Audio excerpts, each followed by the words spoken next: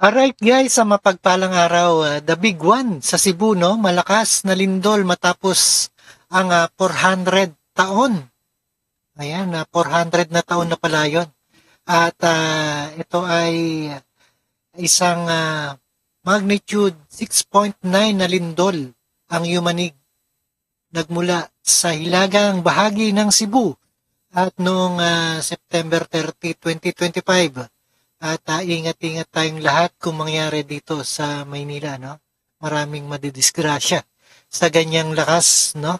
Ng lindol. Alright, panoorin po natin dito sa ating reaction video. Alright, let's get it on.